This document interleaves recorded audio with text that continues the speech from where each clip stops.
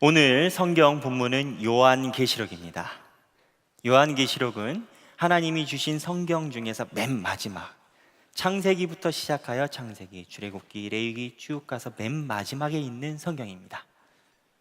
그래서 요한계시록에는 세상의 끝, 마지막에 대한 내용이 있습니다. 그런데 요한계시록의 이러한 사정을 이야기할 때 우리는 이러한 질문을 할 수 있습니다. 아니, 하나님이 요한계시록으로 우리 세상을 끝내려고 하시네? 세상의 마지막이네? 근데 그러면 무엇을 끝내려고 하시지? 아담과 하와가 에덴 동산에서 사고를 쳐서 인간이 시작됐다고 하는데, 그러면 아담과 하와가 사고를 친, 실수를 하고 범죄를 한 그거를 복구하려고 여기까지 오셨나? 그래서 요한계시록에서 에덴 동산의 사고를 수습하셔서 역사를 접으시려고 하나? 뭐야? 그러면 아담과 하와 이후에 우리는 수습하려고 사는 건가? 이러한 질문들을 할 수가 있습니다. 그런데 이러한 질문들의 중요한 포인트는 요한계시록이 왜 있냐에 있는 겁니다. 요한계시록이 어떻게 존재하느냐에 따라서 우리가 아담과 하와를 수습하기 위해서 있는 존재만으로 있는 건지, 아니면 그 무엇이 있는 건지 요한계시록의 존재 자체에서부터 시작을 할 수밖에 없는 내용이라는 겁니다. 이 이야기를 하려면요, 태초의 창세기에서 무슨 일이 있었는지 한번 살펴봐야 됩니다. 모두 다 아시겠지만 하나님이 태초에 천지를 창조하셨습니다. 그리고 천지를 창조하시고 그곳에다가 에덴 동산을 지으시고 아담과 하와를 살게 하셨습니다. 선악과 만드셨고 뱀도 있었습니다. 근데 아담과 하와가 선악과를 따먹고 범죄해서 에덴 동산 밖으로 쫓겨나서 여기까지 왔다가 우리의 내용 아니겠습니까?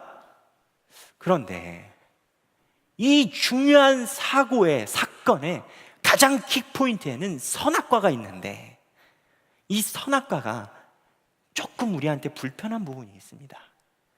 하나님이 이 선악과가 뭔지 하나님이 정의를 내려주십니다. 선악과가 어떠한 속성을 가지고 있는 물건인지, 어떠한 제품인지 하나님이 정의를 내려주시는 멘트가 있습니다. 근데 하나님이 정의를 내려주신 그 코멘트와 정의가 우리에게 살짝 불편한 진실이 있습니다. 뭐냐면, 한번 창세기 다 같이 한번 읽어보겠습니다. 창세기 3장 5절입니다. 시작. 너희가 그것을 먹는 날에는 너희 눈이 밝아져 하나님과 같이 되어 선악을 알 줄 하나님이 아십니다. 이 선악과에 대한 정의를 하나님이 분명히 내려주셨어요. 이 선악과는 선악을 알게 하는 물건인 겁니다. 이거를 우리가 따먹어서 어려운 고생을 하고 있는 겁니다. 그런데 선악을 아는 것이 나쁜 일입니까? 여러분, 선악을 구분하는 게 잘못된 일입니까? 하나님을 믿는 사람은 선악을 구분해야 되지 않을까요? 라는 생각이 있는데, 이러한 창세기에 있는 선악의 정의는요, 히브리서에서 다시 한번 충돌합니다. 히브리서에서 이야기하는 하나님의 말씀과 다시 한번 충돌합니다. 히브리서를 한번 읽어보겠습니다. 히브리서 5장인데요 이 히브리서는 아직도 누가 썼는지 신약학자들 사이에서 의견이 분분한, 저자가 불분명한 신비로운 책 중에 하나라고 여겨지는 내용입니다. 다 같이 한번 읽겠습니다. 시작. 이는 젖을 먹는 자마다 어린아이니 의의 말씀을 경험하지 못한 자여, 단단한 음식은 장성한 자의 것이니 그들은 지각을 사용함으로 연단을 받아 선악을 분별하는 자들이니라. 아멘. 창세기 때는 선악을 분별하는 과일을 먹어서 하나님의 범죄자가 됐는데, 히브리서에서는 장성한 자의 조건 중에 하나가 무엇을 분별하는 거라고요? 선악을 분별하는. 이게 뭐야 이게? 그때는 틀리고 지금은 맞나? 그럼 뭐 어떻게 하라는 건가? 이러한 충돌점이 성경 안에 존재해 있습니다. 이것을 해결하려면 성경에 있는 창세기부터 계시록까지 하나님이 원하시는 방향을 한번 살펴봐야 됩니다.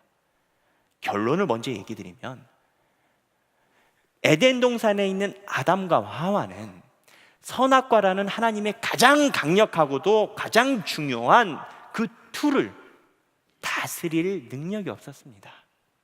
마치 갓난아기처럼 그거를 충분히 다스릴 만한 능력이 안 된 인간이었는데, 히브리서까지 오면서 고생하면서 살면서 온 인간은 하나님의 은혜로 훈련이 되어 선악을 분별하는 능력을 가진 군사와 제자가 돼야 된다는 겁니다.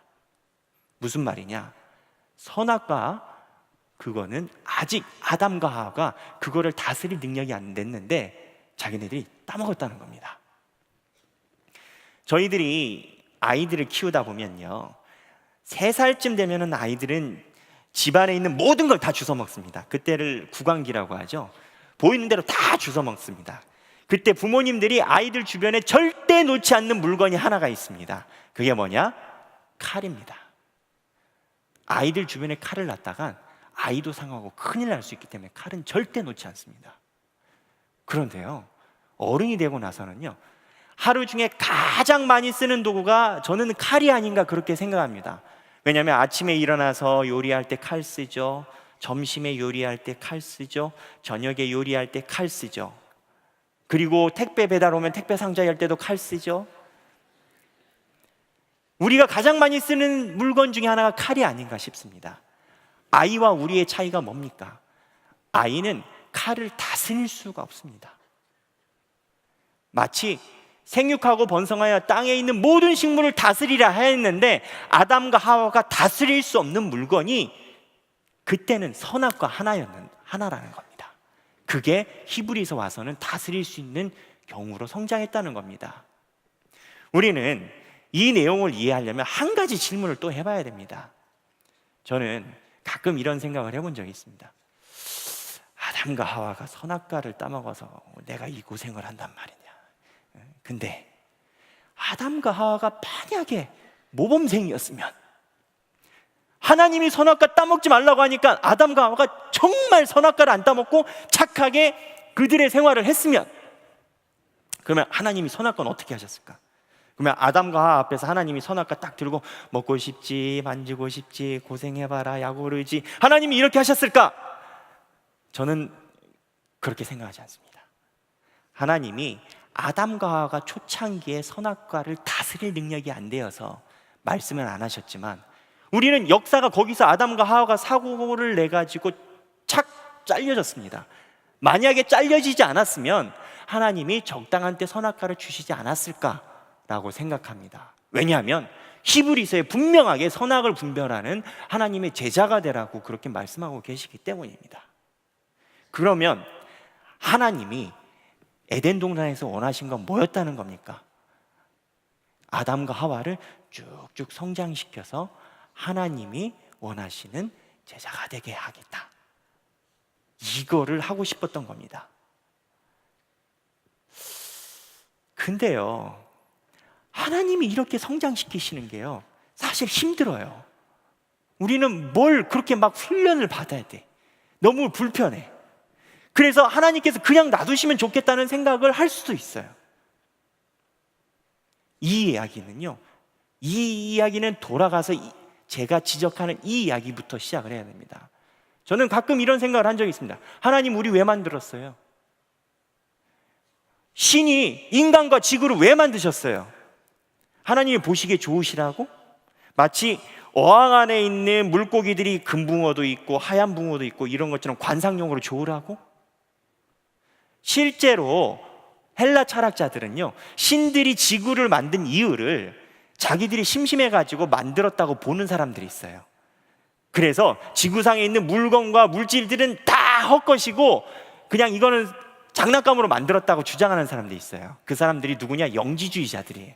바울이랑 그렇게 싸웠다. 하나님이 인간을 왜 만들으셨다는 거예요? 우리 기본 신앙 고백에 하면 우리는 하나님을 영화롭게 하기 위해서 태어났다고 합니다. 하나님 영화롭게 해서 하나님 멋있어요, 좋으세요 하고 찬양하면, 그래서 so what? 어떻게 하라는 거예요? 근데 이 안에는 하나님의 절대적인, 다른 신에는 없는 하나님만의 큰 사랑이 있어요. 보세요.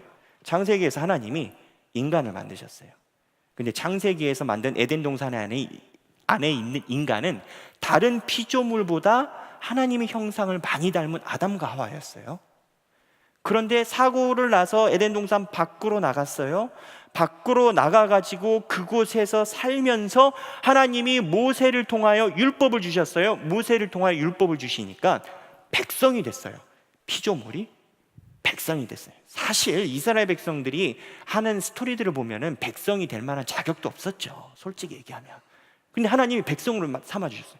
그런데 백성으로 사시다가 중간에 또 이스라엘 백성들이 굉장히 하나님 속을 많이 썩였어요. 그랬는데도 하나님이 참아주시고 아들을 보내주셨어요. 그리고 하나님의 아들인 예수님을 보내주셔서 예수님이 우리의 친구라고 하시더니 우리들 보고 아들이라고 그러신 거예요.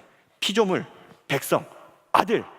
그러더니 맨 마지막에 요한계시록에서는 이 아들이라고 우리를 명명하시고 불러주시면서 뭐라고 이야기를 하시냐면 21장 7절 다 같이 한번 읽어보겠습니다. 시작! 이기는 자는 이것들을 상속으로 받으리라.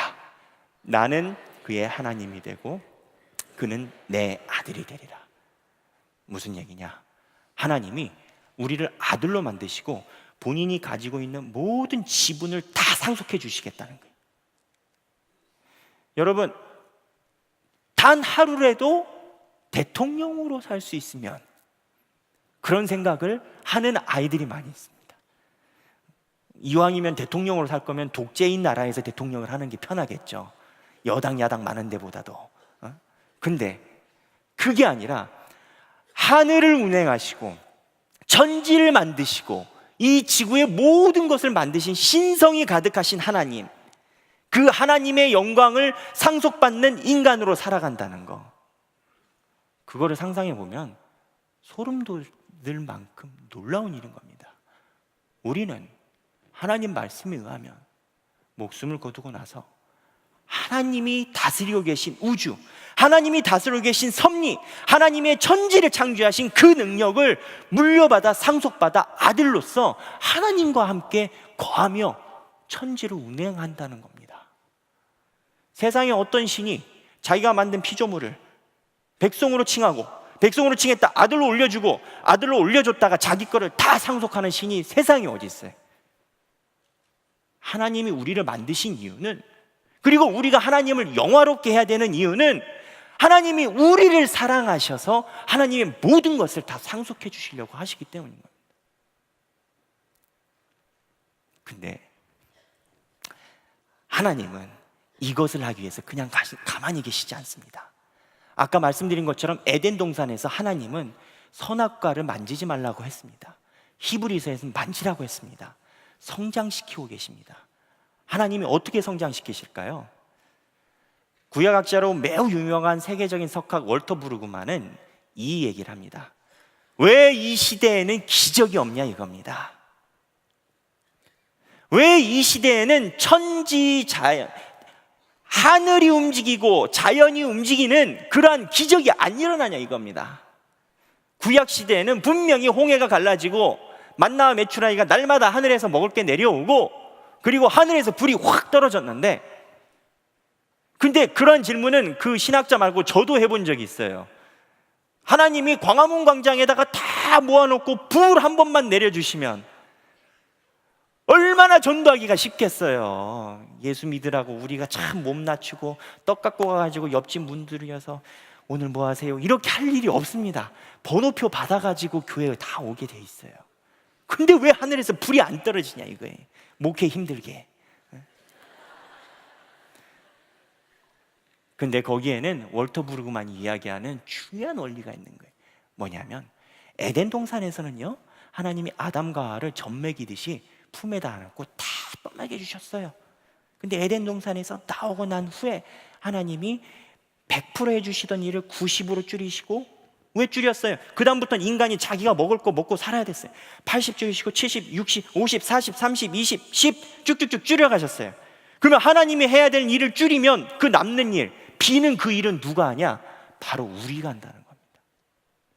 하나님이 일을 줄이시는 이유는 하나님이 자기의 형상을 닮은 아들에게, 자기의 형상을 닮은 인간이 하나님의 형상으로서 하나님의 성령을 입은 자로서 하나님을 대신하여 이 땅에서 하나님 일을 점차 늘려가라는 겁니다. 그러다가 종국의 요한계시록에서 하나님의 나라를 상속받을 수 있는 하나님의 아들로 장성한 분량으로 단단한 음식을 먹을 수 있는 선악을 분별할 수 있는 그 인간으로 성장하라는 겁니다.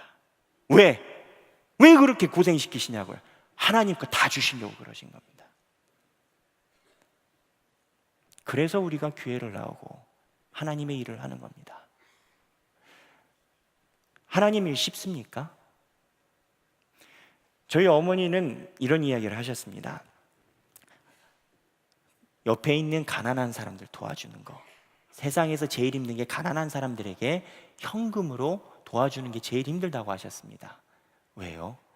가난한 사람들은 형편이 넉넉지 않아서 내가 불쌍하게 보이나, 나를 어떻게 보나, 이러한 많은 생각을, 상처가 많다는 겁니다. 부자에게 돈 주는 것은 어렵지 않습니다. 근데 가난한 사람에게 상처 안 받게 돈을 주려면 모든 정황과 상황을 고려해서 줘야 된다는 겁니다. 하나님의 일이 가난하고 억눌리고 약한 사람들을 도와주는 것, 예수님의 말씀대로 하시는 그게 하나님 일인데, 이 일을 하는 것이 작은 일일수록 어렵다는 겁니다. 근데 이 일을 안 해봤습니까? 여기 계신 분들 모두 다 해보셨잖아요. 그 일이 처음에는 그래도 한 번, 두 번 합니다. 하지만 시간이 지날수록 어렵다를 넘어서 힘들고 스트레스되고 고통되는 일이 하나님 일 안에 있습니다. 교회 다니시고 항전직으로 계신 분들이 어느 정도 되면은 신방 가면 조심스럽게 이야기하는 게 있습니다. 교회 일이 너무 힘들다는 겁니다. 상처가 너무 많이 받는다는 겁니다. 스트레스가 너무 된다는 겁니다. 신앙이 떨어질 것 같다는 겁니다.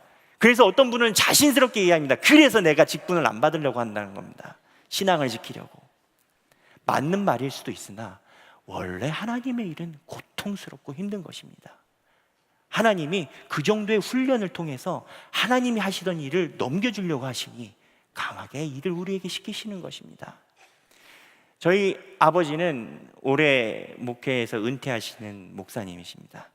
올해까지 딱 하면 한 교회에서 36년을 섬기셨습니다.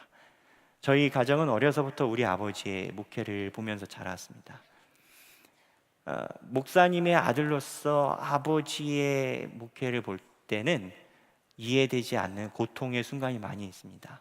그 중에 제일 힘든 건 우리 아버지가 그렇게 새벽마다 기도해주고 축복을 해줬던 교인들이 어느 순간 상처받았다고, 나 몰라라고 오히려 돌을 던질 때, 그때 정말 고통스럽습니다.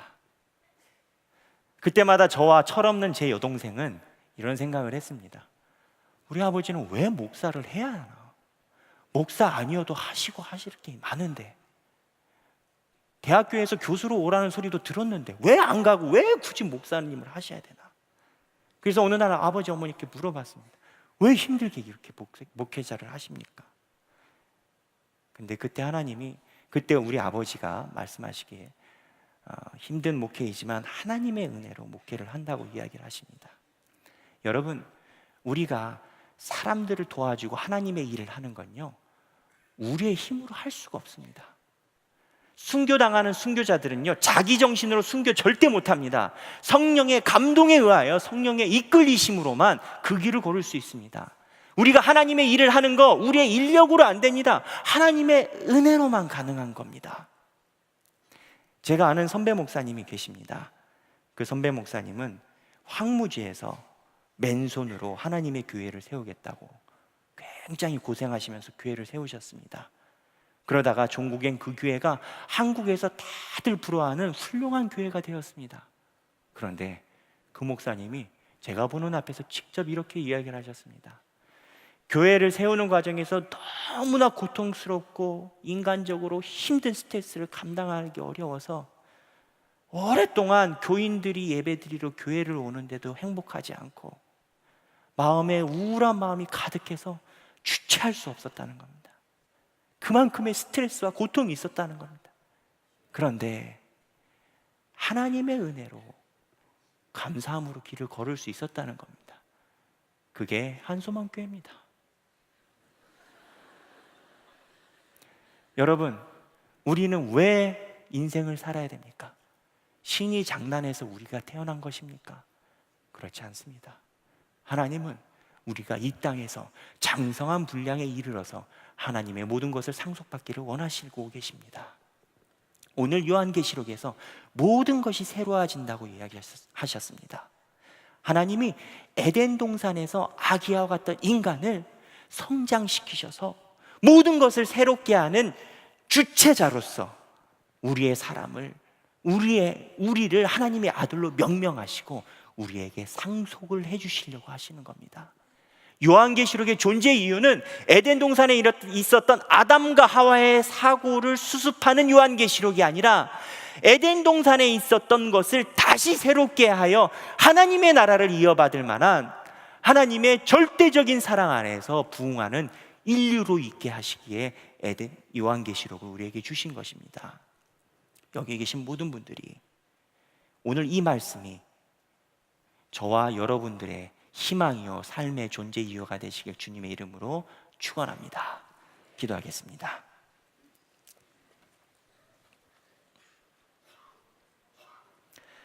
하나님 아버지, 부족한 저희들 만들어 주시고 참아 주시고 사랑하여 주시고 이날 이때까지 있게 하여 주심에 감사합니다. 아버지, 저희들 주님의 성령 의지하여 하루하루 살고자 원합니다. 부족합니다. 성령으로 채워주시고 일으켜 세워주시고 하나님의 일을 감당하게 하여 주시옵소서. 하나님의 형상으로서 이 두 땅을 밟으며 두 발로 두 땅을 밟고 지나가며 하나님의 형상으로서의 주님의 일을 하게 하여 주시옵소서. 감사드리며 살아야만 하신 예수님의 이름으로 기도드렸습니다.